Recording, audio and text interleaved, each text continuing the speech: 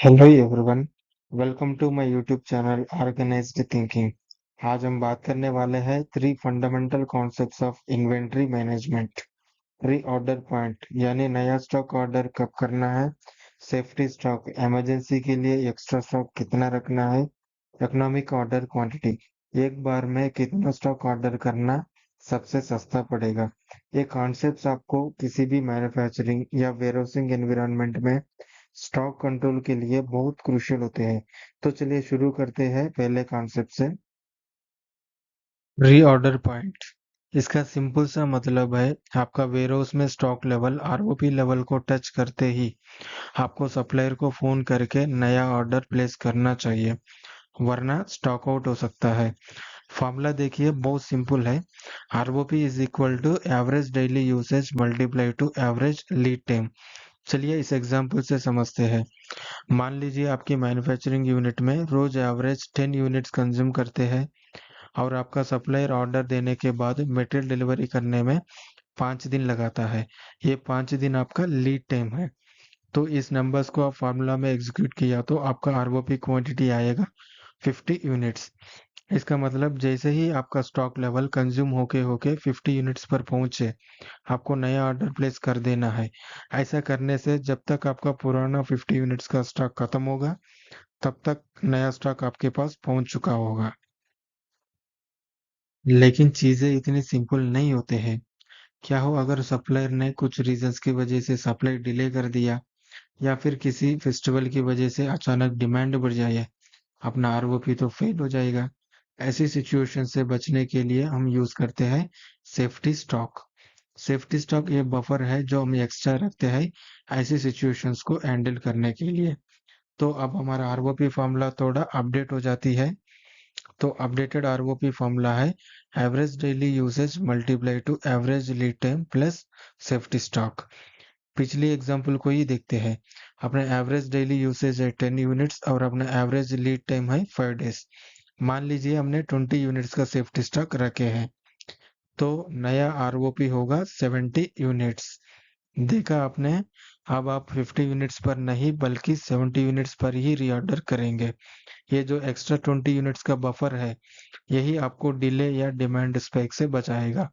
That buffer keeps you safe.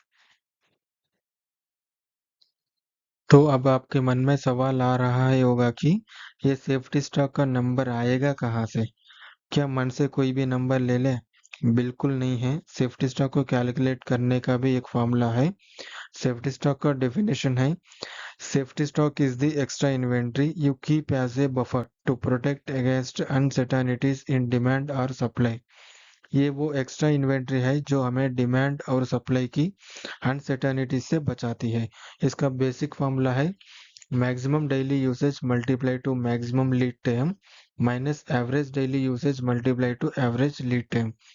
Basically हम worst के scenario से नॉर्मल के सिनेरियो को मैनेज कर रहा है, ताकि हमें सेफ्टी स्टॉक पता चल जाए। चलिए अब इसको एक एग्जांपल से कैलकुलेट करते हैं। याद रखिएगा, पिछली स्लाइड में जो हमने 20 यूनिट्स का सेफ्टी स्टॉक लिया था, वो सिर्फ कॉन्सेप्ट समझाने के लिए एक नंबर था। अब हम डेटा से एक्चुअल कैलकुलेशन करेंगे।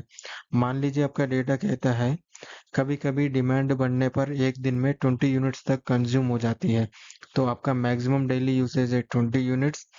सप्लायर को कभी कभी मटेरियल डिलीवरी करने पे 7 दिन भी लग जाती है, तो आपका मैक्सिमम लीड टाइम है 7 डेज। एवरेज में तो आपको पता ही है, एवरेज डेली यूसेज 10 यूनिट्स है और एवरेज लीड टाइम है 5 डेज। अब इस नंबर्स को आपको फार्मूला में एग्जीक्यूट किया तो आपका सेफ्टी स्टॉक आएगा 90 यूनिट्स। तो डेटा के हिसाब से आपको 90 यूनिट्स का एक्स्ट्रा स्टॉक रखना चाहिए। ये आपको ज़्यादातर डिलेस और डिमांड स्पाइक से बचा लेगा। अब तक हमें दो चीजें पता चल गई हैं, ऑर्डर कब करना है और इमरजेंसी के लिए कितना सेफ्टी स्टॉक रखना है। लेकिन एक आखिरी और बहुत इंपॉर्टेंट सवाल है, जब ऑर्डर करें तो कितना ऑर्डर करें? 100 यूनिट्स करें या 500 यूनिट्स या 5000 यूनिट्स? यहीं पर आता है हमारा तीसरा concept, economic order quantity.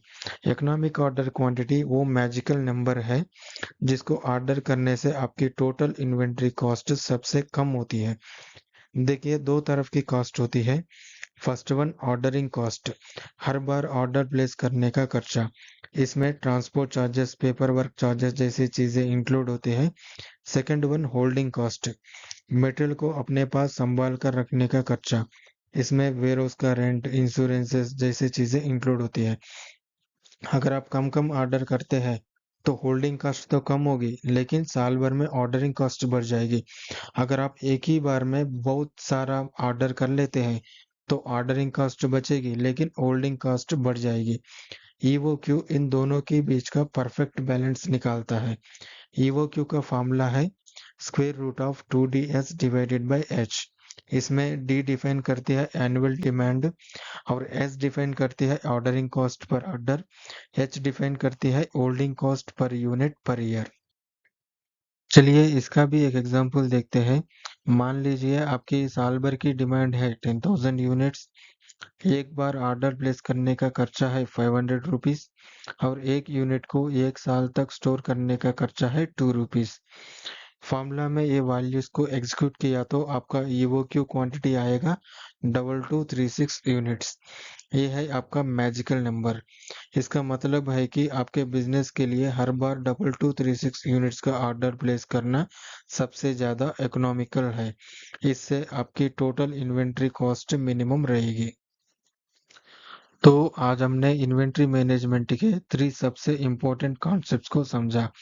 ROP आपको बताता है कि कब ऑर्डर करना, सेफ्टी स्टॉक आपको बताता है कि कितना सेफ्टी स्टॉक मेंटेन करना, ईओक्यू आपको बताता है कि कितना क्वांटिटी ऑर्डर करना। जब ये तीनों मिल जाते हैं तो आपका इन्वेंट्री मैनेजमेंट सिस्टम सॉलिड हो जाते हैं।